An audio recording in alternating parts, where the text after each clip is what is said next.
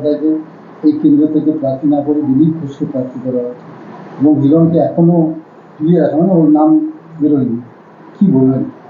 দেখুন, এখানে আমার খুব একটা কিছু বলার নেই, কারণ আমি তো নিজেই একজন খুব সামান্য কার্যকর্তা এবং আমাকে শীর্ষ নেতৃত্ব আবার করে আমার আমার পূর্বস্থানেই দিয়েছেন টিকিট, এই জন্য আমি ধন্যবাদ জানাই, আমি অত্যন্ত কৃতজ্ঞ। কিন্তু অন্য কেউ কি টিকিট পাবে না পাবে না, না কেন পাবে না কেন পাইনি, এগুলো আমার কাছে কোনো জবাব নেই। শীর্ষ নেতৃত্বের ডিসিশন, একটা বিরাট বড় কমিটি এক একটা টিকিটের ডিসিশন নেয়, একটা ব্যক্তি নয়। একা শ্রমিক ভট্টাচার্য, একা শুভেন্দু অধিকারী, একা সুনীল বানসালজি, একা ভূপেন্দ্র যাদবজি, কি একা মোদিজি, কি একা অমিত শাহজি, সেটাও কিন্তু নয়।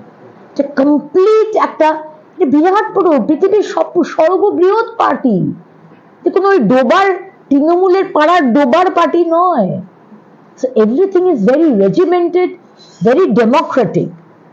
সুতরাং এটা লিস্ট কিছুক্ষণের মধ্যেই হয়তো বেরোবে। আমি সবাইকে শুভেচ্ছা জানাই, যারা টিকিট পেয়েছে, যারা টিকিট পায়নি, but we are all contesting.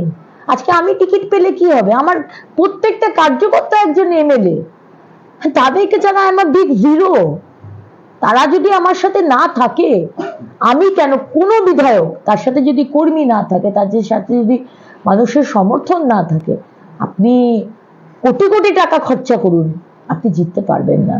Dilip ঘোষের ডিআইজি, এসপি থেকে শুরু করে ডিএম এতগুলো বদলি করা হচ্ছে বারবার, তৃণমূল বলছে এত বদলি করেও কিছু হবে না।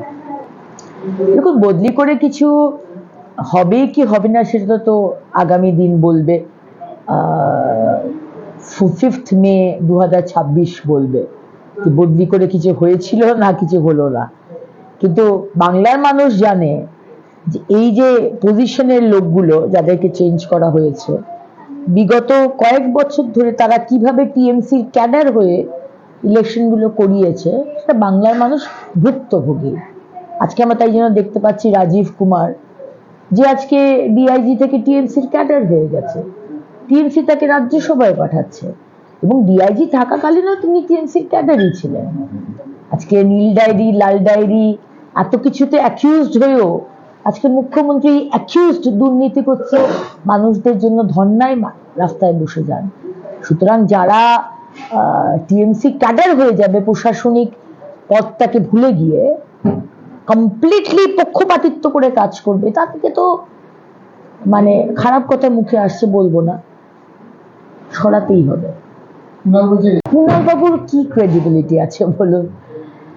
এই তো সেদিনকে টিকিটটা পেয়েছেন বেলেঘাটা থেকে, আর তার পাশেই আরেকটি ভিডিও সাধারণ মানুষ পোস্ট করছে, যখন উনি জেলে ছিলেন 3.5 বছর, ওই প্রিজন ভ্যান চাপড়ে চাপড়ে বলছেন এই সারদা থেকে একমাত্র বড় বেনিফিশিয়ারি, প্রধান বেনিফিশিয়ারি কেউ যদি হয় সেটা আমাদের মুখ্যমন্ত্রী, তাকে অ্যারেস্ট করা দরকার।